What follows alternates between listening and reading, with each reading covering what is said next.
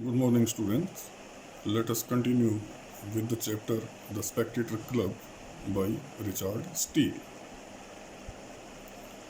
But that our society may not appear a set of humorists unacquainted with the gallantries and pleasures of the age. We have amongst us the gallant Will Honeycomb. Author says that our society, our club, may not be considered as as a club which is full of the members who are humorists, who are witty one, and we are not having brave person in our company, in our club, unacquainted with the gallantries and pleasure of the age. The member of this club, they are unaware of the braveries, they are unaware of the delight of the age. We have amongst us the gallant Will Honeycomb. We have among us another candidate who is gallant one, who is brave one, and his name is Will Honeycomb. A gentleman who, according to his years, should be in the decline of his age. He is a gentleman, whereas his age is concerned. According to his age, he should be considered towards the decay of his life. But having been very careful of his person and always had a very easy fortune, time has made but very little impression either by wrinkles on his forehead or traces on his brain. Writer says that but having been very careful of his person, this man was very much careful about his personality and always had a very easy fortune. He was quite a prosperous man. Fortune was easy for him, earning was easy for him, and because of these two reasons, one, that he was very careful about his personality, secondly, he was rich enough, time has made but very little impression. The impression of time, it is very little, whereas the personality of this man is concerned. Either by wrinkles on his forehead or traces on his brain. Time makes impressions by two ways, either by wrinkles on the skin or by marks on his brain, but because of his carefulness, because of his wealth, time could not make impressions neither by wrinkles on the forehead nor by the marks on his brain. His person is well turned and of a good height.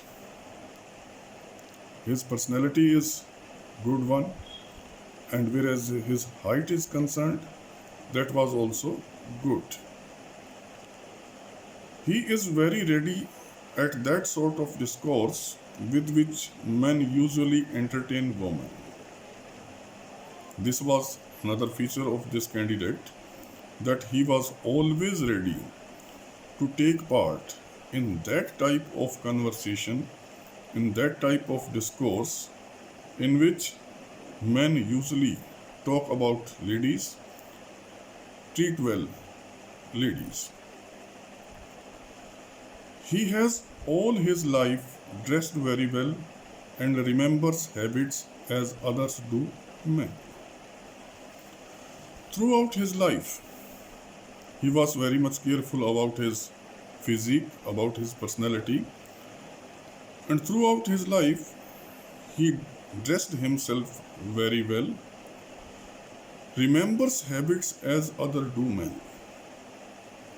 He was having a habit of remembering the habits of other people, as other people they are having the habit to remember the names of the people, name of the other person.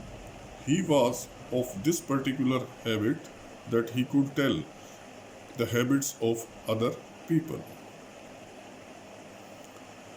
He can smile when one speaks to him and laughs easily. He was that of a very jolly nature.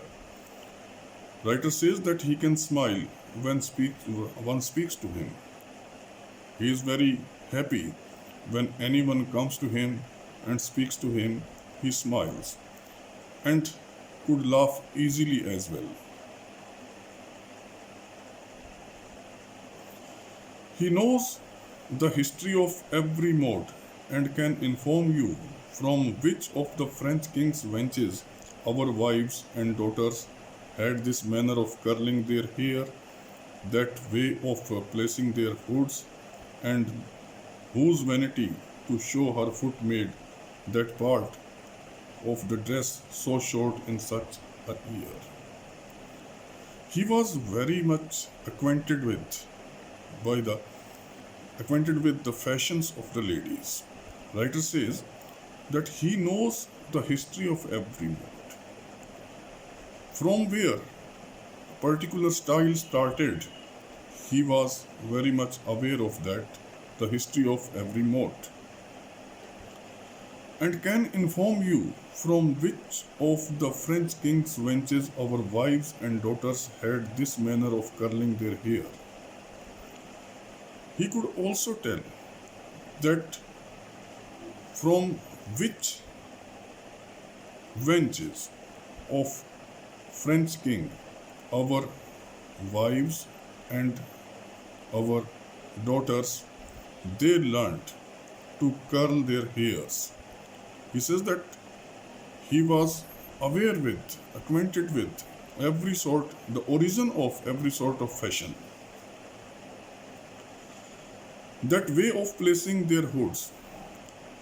Now, secondly, how they are placing their cap, their hat on the head, and from where they learnt placing their cap on the head,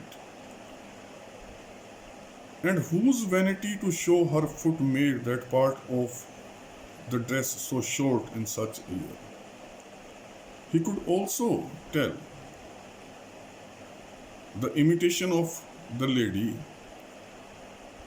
whose vanity, whose false pride to show her foot made that part of the dress so short in such a year. Another fashion, that of using short dresses, he could also tell from where this very style it originated. In a word, all his conversation and knowledge has been in the female world. If one wants to summarize the knowledge of this person, writer says, all his conversation, all his discourse, all his talks, all his knowledge was always about the female world, about womankind. As other men of his age will take notice to you what such a minister said upon such an occasion, he will tell you, when the Duke of Monmouth danced at court, such a woman was then smitten. Another was taken with him at the head of his troop in the park. Author says that this was the habit of this man. As other men of his age will take notice to you, whereas other people of this age are concerned, writer says that they will be able to tell you what such a minister said upon such an occasion. If any minister said something on a particular occasion, the other people of his age could tell you about the speech, about the declarations of the minister. But whereas will honeycomb is concerned, whereas this man is concerned.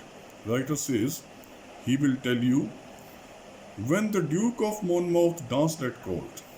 When the Duke of Monmouth was dancing at the court, such a woman was then smitten. That this was the lady which was striked at that time with the dance of Duke of Monmouth. Another was taken with him at the head of his troops in the park. He could also tell the other woman was taken by him ahead the troops towards the park. Mark it here. Thank you very much.